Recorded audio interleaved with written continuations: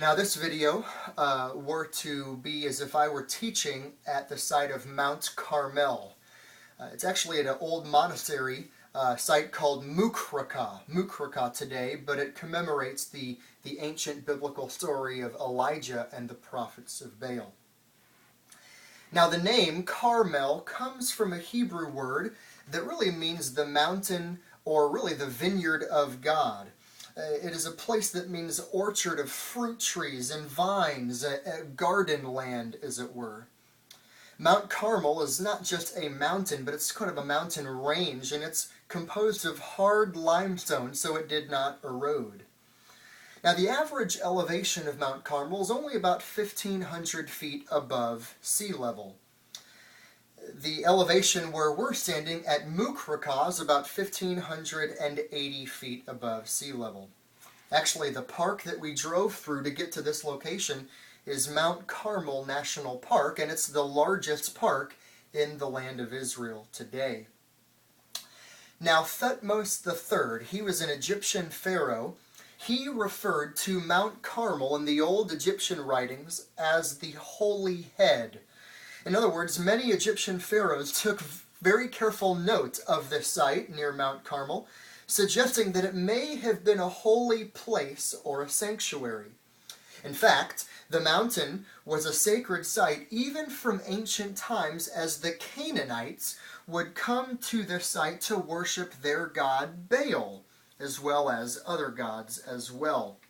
Shalmaneser III, the Assyrian king, also came to this area, and it was on Mount Carmel that Elisha received the woman whose dead son he would raise to life.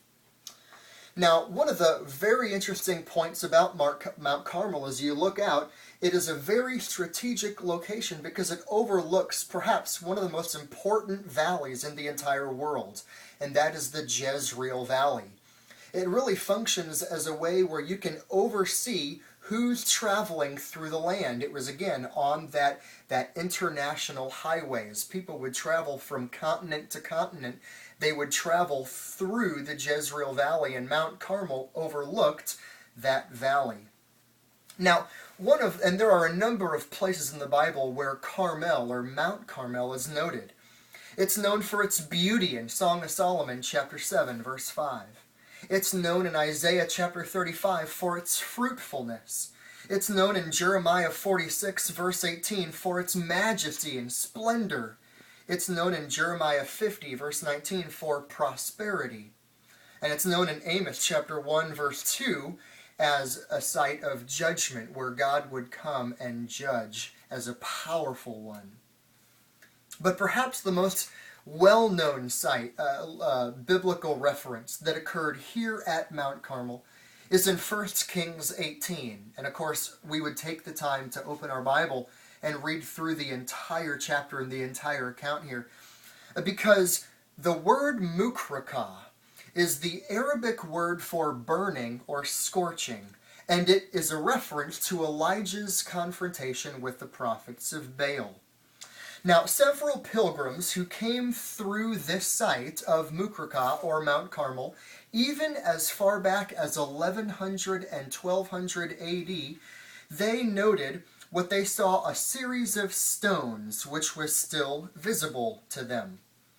Now, there are many arguments that are actually in favor of this site where we're standing as being the actual site of the contest between Elijah and the prophets of Baal.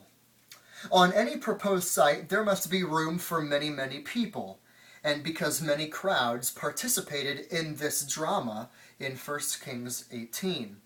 There must be a water system nearby because Elijah went to get water from a nearby source, and there is.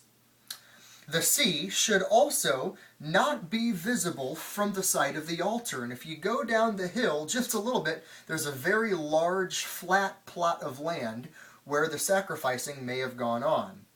But if you go above the altar, the Bible says, you should be able to see the Mediterranean Sea.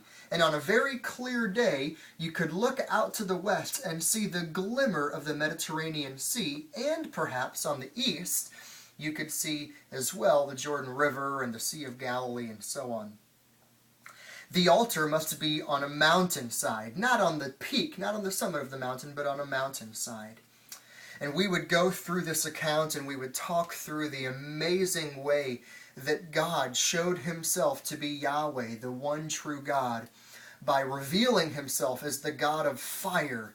And it's amazing how many advantages the gods and the prophets of Baal had as they went first, as Baal was the god of fire, as they got to choose the bull to sacrifice and so on. But their God did not answer.